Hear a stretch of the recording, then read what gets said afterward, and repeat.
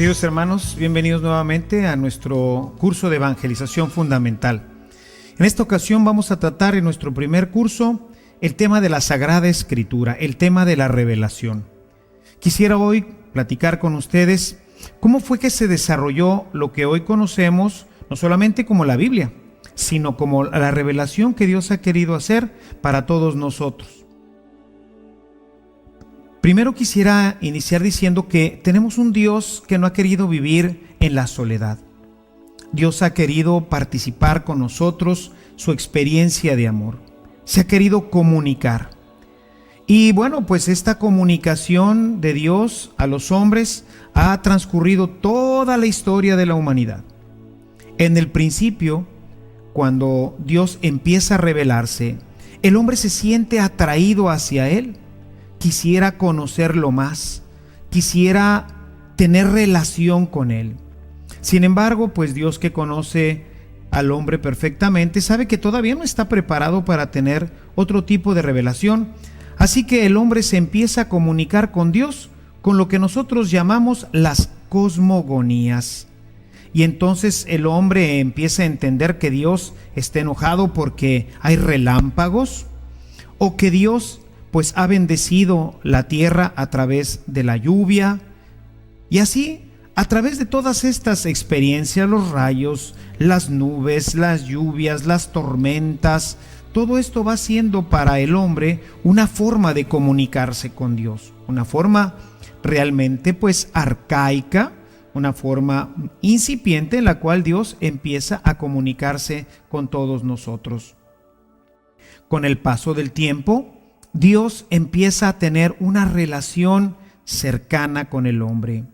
No solamente a través de todas estas formas, sino que ahora empieza a comunicarse con él. Quizás la primera forma de revelación la encontraríamos en el libro del Génesis.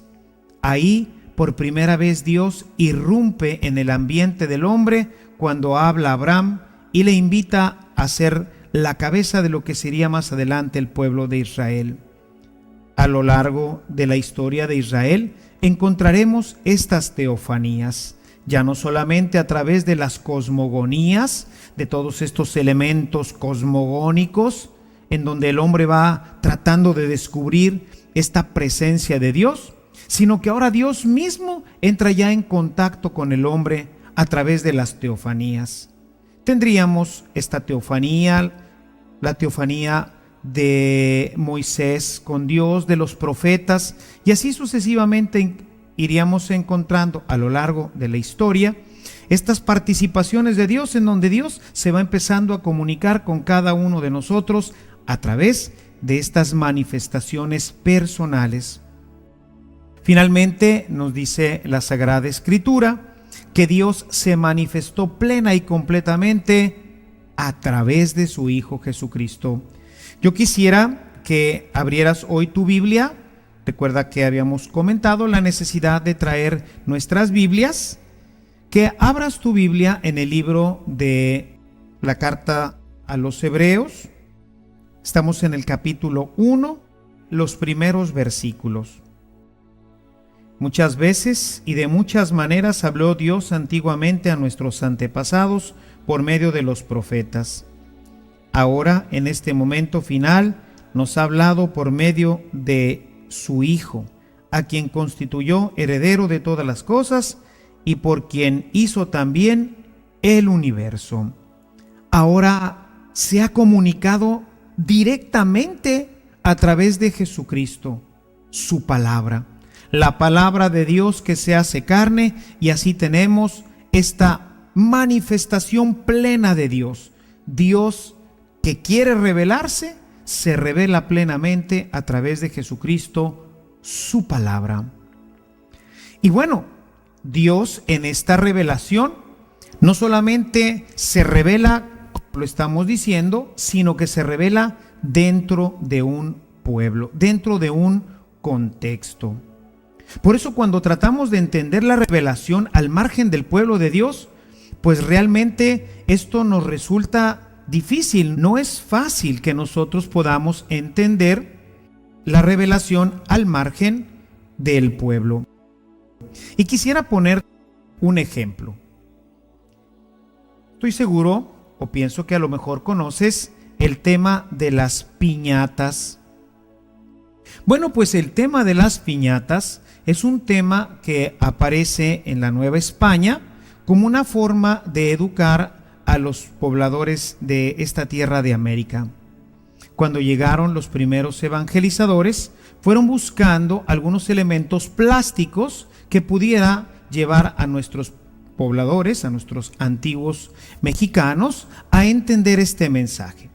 Y uno de los elementos que utilizaron para explicar la Navidad, el nacimiento de Jesús, pues fue el tema de las posadas y el tema de las piñatas. En particular, el tema de las piñatas es un tema que está referido a una olla que se forra completamente de papel, y en esta olla se le ponen unos picos para que nos simule una estrella.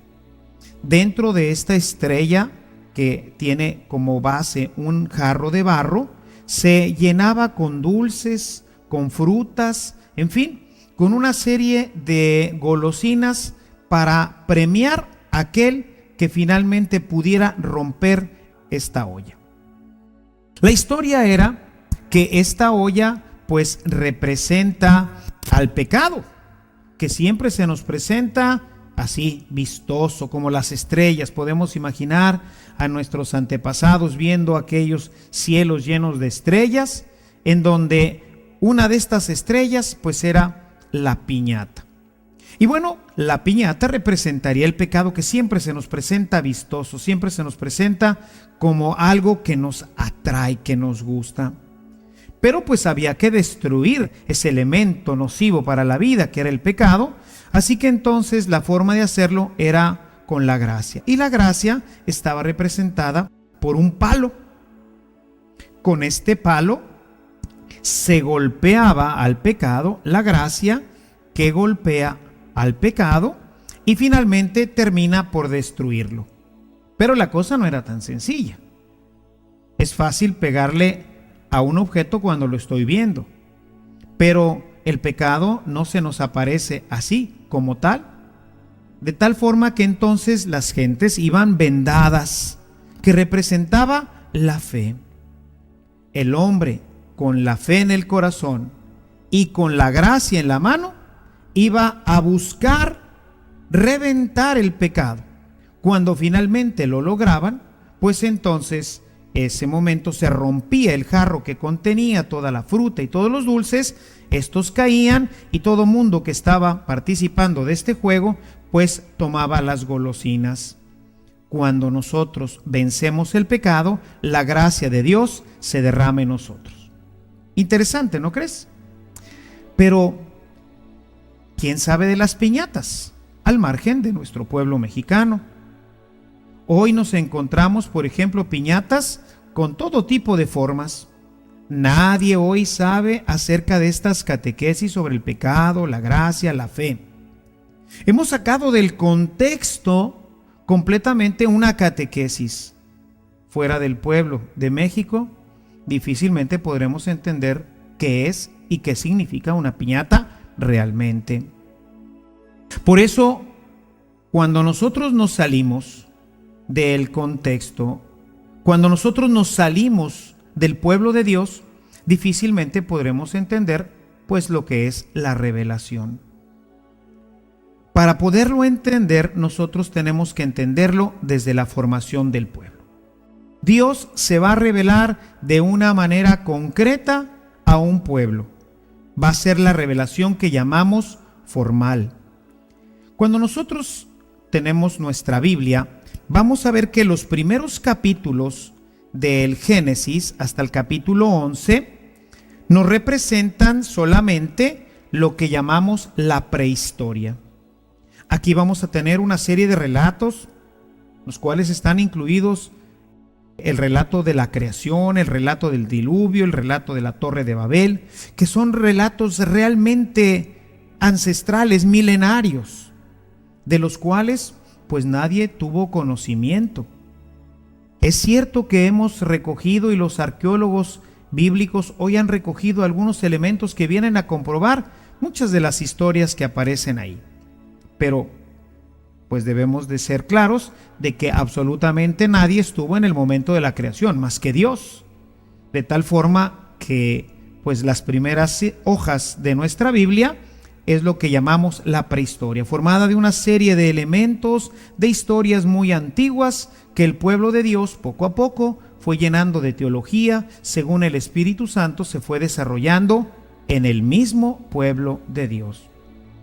Podemos decir que la historia comienza entonces en el capítulo 12. En el capítulo 12 del Génesis, nosotros vamos a encontrar la salida de Abraham de su pueblo natal. Si nos acompañas en el Génesis, en el capítulo 12, vamos a encontrar la llamada que Dios hace a su siervo Abraham. El Señor dijo a Abraham: deja tu tierra, tus parientes y la casa de tu padre, y vete a la tierra que yo te indicaré. Así pues, se inicia el pueblo de Dios. La palabra de Dios, Dios a través de su palabra convoca al pueblo. Y se empieza a formar el pueblo de Dios en torno a esta palabra que Dios empieza a manifestar a través de Abraham.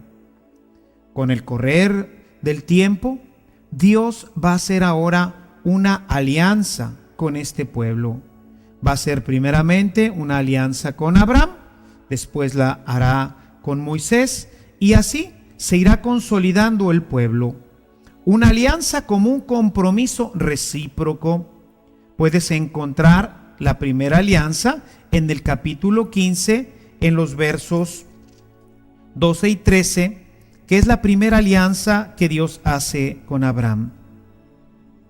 Cuando atardecía, cayó Abraham en un sueño muy pesado, y un gran terror se apoderó de él. El Señor le dijo: has de saber que tus descendientes vivirán como extranjeros en un país extraño, en el que serán esclavos y se verán oprimidos durante 400 años. Pero yo juzgaré al pueblo que los esclavice, y al final saldrán de él con muchos bienes. Tú te reunirás en paz con tus antepasados y te enterrarán muy anciano. A la cuarta generación tus descendientes regresarán, porque hasta entonces no se habrá colmado la maldad de los amorreos. Cuando anocheció, cayeron densas tinieblas, y entre los animales partidos pasó un fuego humeante y una antorcha encendida. Aquel día hizo el Señor una alianza con Abraham en estos términos: a tus descendientes le daré esta tierra, desde el torrente de Egipto hasta el gran río, el Éufrates, el país de los quineos, quineseos, cadmeneos, hititas, perezeos, refaitas, amorreos, cananeos, burgueseos y jebuseos. Así Dios hace la primera alianza con el pueblo. Se compromete a darle una tierra. Esta alianza tendrá que ser también recíproca. Abraham se compromete a tenerlo como el único Dios. Esta alianza se va a ir desarrollando cada vez más. Ya en el libro del Éxodo, a la salida de Egipto, según la promesa que Dios había hecho en este texto que hemos escuchado de Génesis 15, vamos a encontrar cómo Dios hace ahora alianza con todo su pueblo. Puedes tú leerlo en el libro del Éxodo, todo el capítulo 24 del Éxodo. Vamos a encontrar ahí este texto en donde Dios hace alianza con su pueblo.